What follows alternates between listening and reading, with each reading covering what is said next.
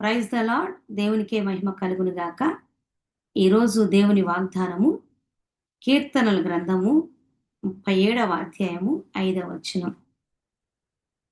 నీ మార్గమును యెహోవాకు అప్పగింపుము, నీవు ఆయనను నమ్ముకొనుము, ఆయన నీ కార్యము నెరవేర్చును. దేవుడు ఈరోజు నీతో సెలవిస్తున్న మాట,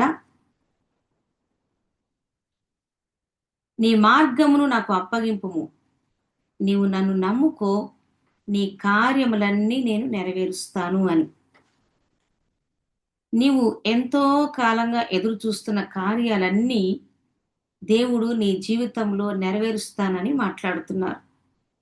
ఎన్నో సంవత్సరాలుగా నీ మార్గమును దేవునికి అప్పగించుకొని నీ భారమంతా దేవుని మీద మోపి దేవుణ్ణే నమ్ముకొని దేవుని కార్యాల కొరకు ఎదురు చూస్తున్న నీ జీవితంలో దేవుడు ఆ కార్యాలన్నీ నెరవేర్పు చేస్తానని వాగ్దానం చేస్తూ ఉన్నారు. నీ కార్యాలన్నీ సఫలీకృతం చేస్తానని దేవుడు వాగ్దానం చేస్తున్నారు. బైబిల్లో గమనించినట్లయితే హన్నా అనే స్త్రీ సంతానము కొరకు ఎంతో కాలముగా ఎన్నో సంవత్సరాలుగా దేవుని సన్నిధిలో ఎదురు చూస్తా ఉన్నది. తన మార్గాన్ని దేవునికి అప్పగించుకొని తన భారమంతా దేవుని మీదే మోపి దేవుని సన్నిధిలో సంవత్సరాల తరబడి ఎదురు చూస్తూ ఉన్నప్పుడు నిర్ణయకాలం రాగానే దేవుడు తనతో వాగ్దానం చేసి ఆ వాగ్దానాన్ని తన జీవితంలో చక్కగా నెరవేర్చి సమూయేలు వంటి గొప్ప ప్రవక్తను ఆమెకు కుమారునిగా అనుగ్రహించారు. దేవుడు తనకు అనుగ్రహించిన కుమారుని బట్టి ఆ యొక్క సమూయేలుని బట్టి హన్నా ఎంతగానో సంతోషిస్తూ దేవుణ్ణి స్తుతించింది.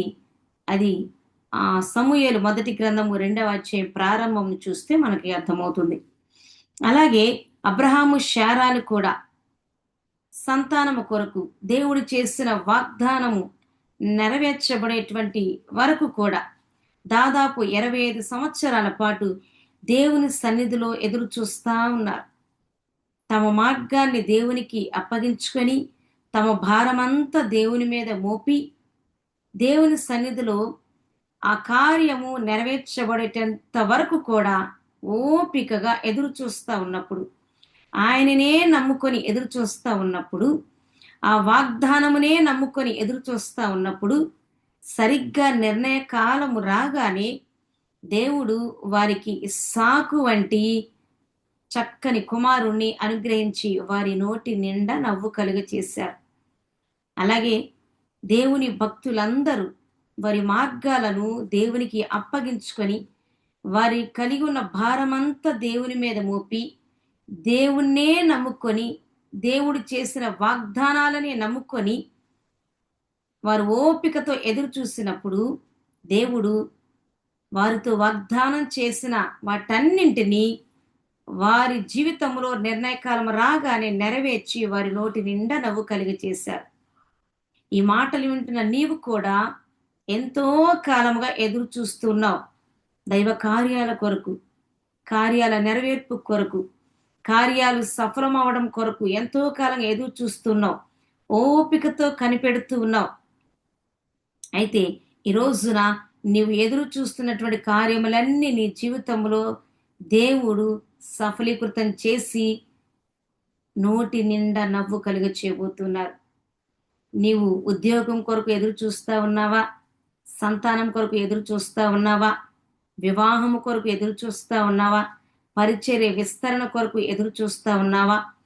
ఇంకా వ్యక్తిగతంగా కుటుంబ పరంగా ఏ ఏ కార్యాల కొరకు ఎంతో కాలంగా ఎన్నో సంవత్సరాలుగా నీ మార్గాన్ని దేవునికి అప్పగించుకొని నీ భారమంతా దేవుని మీద మోపి ఓపికతో ఎదురు చూస్తా ఉన్నావు కనుక నీ కార్యాలన్నీ ఈ కాలంలో నెరవేర్చి నీ నోటి నిండా నవ్వు కలిగ చేస్తానంటున్నాడు.